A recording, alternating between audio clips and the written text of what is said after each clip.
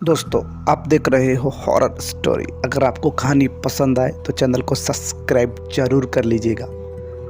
राघव भरी रात के अंदर सुनसान सड़क के अंदर कार को दौड़ाते हुए आ रहा था। आज वो काफ़ी लेट हो गया था। 11:30 बज चुके थे रात के। राघव ने स्पीड में इतनी कार चला रखी थी कि उसको कुछ होश ही नहीं था।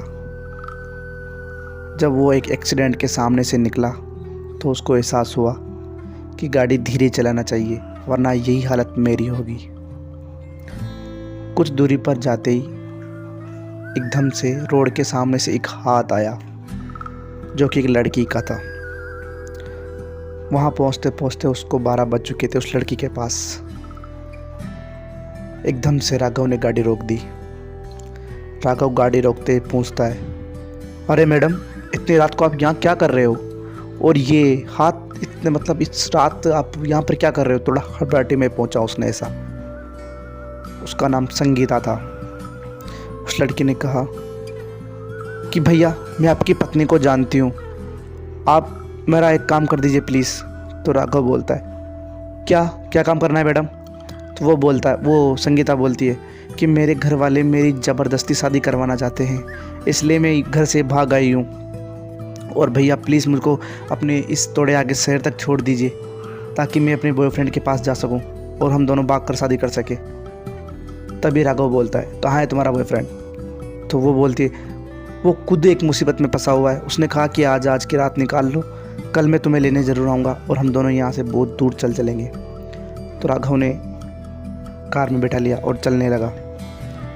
वो लड़की, उसने झूठ बोला कि मैं तुम्हारी पत्नी को जानती हूँ, मतलब कि राघव की वाइफ को जानती हूँ, इसलिए फिर वो उसकी साली हो गई इस हिसाब से। तो उसने कहा, अरे आप एक काम करो, आप इस शहर में भी कहाँ जाओगी, आप एक काम करो, मेरे घर चलो। मेरे घर चलोगे तो आपको वहाँ खाना भी मिलेगा और कल सुबह वहाँ से निकल जाना। तो वो लड़की बोलती है, फिर आपकी पत्नी? तो फिर राघव बोलता है, तुम चिंता मत करो, मेरी पत्नी बहुत अच्छी है, वो कुछ भी नहीं कहेगी, देखना। तो राघव उसको घर पे ले जाता है। राघव की पत्नी गेट खोलती है और थोड़ा डांटने लगती है कि आप इतना भी नहीं समझते, रात के 12:30 हो रहे हैं और आपको अब आना है। अगर आप लेट हो गए थे तो आप ऑफिस में रह जाते। ये आपने क्या किया? आपको पता नहीं है सुनसान रास्ता है ऐसे। तो फिर उसने एक लड़की को देखा साइड में। तो राघव की पत्नी थोड़ी शांत हो गई और उसने कहा, ये कौन है? फिर राघव बोलता है, ये तुम्हारे गाँव की है, ये तुमको जानती है। राघव की पत्नी बोलती है, पर मैं इनको नहीं जानती। फिर वो संगीता बोल जाती है, अरे दीदी, आप बड़ी हो ना, मैं वहीं पर रहती हूँ अपने गांव में। तो उसने कहा, कोई बात नहीं, अंदर आओ। तो फिर राघव ने अपनी पत्नी को पूरी बात बताई कि इसका बॉयफ्रेंड अभी मुसीबत में है, कल यहाँ से ले जाएगा और इसके घर वाले बहुत ख़राब है, वो इसकी ज़बरदस्ती शादी करवा रहे हैं दूसरे लड़के से। ऐसे कहने के बाद वो खाना खाते।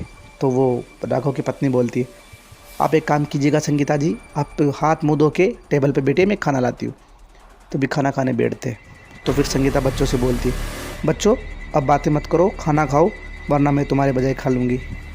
खाना खाते हैं सभी और संगीता अपने अलग रूम में सो जाती है। राघव, उसके दोनों बच्चे और उसकी पत्नी वो एक रूम में सोते हैं। तभी राघव की एक लड़की है और एक लड़का है। जो लड़की बोलती है कि वो मौसी अच्छी नहीं है, वो चुड़ैल है। फिर राघव की पत्नी डांटते हुए बच्चों को बोलती है, पागल हो क्या, ऐसे बोलते हैं क्या बड़ों से? तो फिर लड़का भी बोल जाता है, हाँ माँ, मैंने उसको देखा है, उनकी आंखें एकदम से अलग हो गई थी। तो फिर राघव भी डांटते हुए बच्चों को बोलता है, चुप हो, चुपचाप सो जाओ, ऐसे फालतू बातें नहीं करते। ऐसे कहने के बाद लाइट चली जाती है।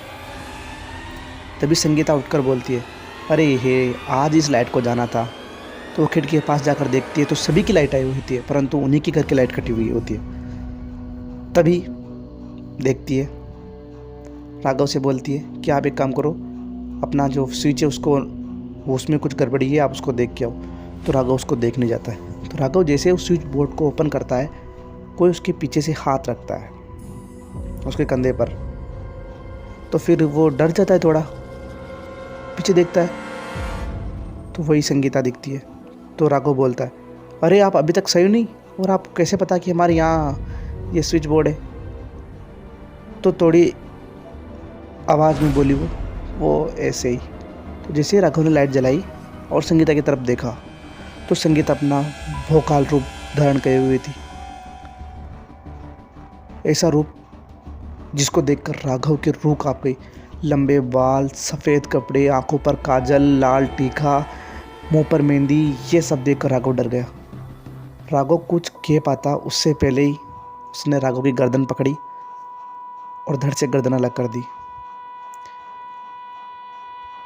जब सुबह हुई तो चारों की लाश उस घर के अंदर पुलिस ने निकाली। और आज भी ये किस्सा वहीं पर ही है कि इनके साथ हुआ क्या था। दोस्तों, हमको मदद करना चाहिए लोगों की, परंतु अनजान लोगों को हमें घर पर नहीं लाना चाहिए। ये बात इस कहानी पर सीख मिलती है। परंतु ये कहानी केवल मनोरंजन के लिए थी दोस्तों। अब आपको कहानी अच्छी लगी तो आपको वीडियो को लाइक करना है, चैनल को सब्सक्राइब करना है, प्यारा सा कमेंट जरूर कर देना मेरे दोस्तों। हमको क्या है, सपोर्ट की थोड़ी ज़रूरत है। मिलता हूँ आपसे अगली कहानी में, तब तक के लिए बाय बाय। तब के लाइक ठोक देना, तब के शेयर कर देना। बाय बाय दोस्तों।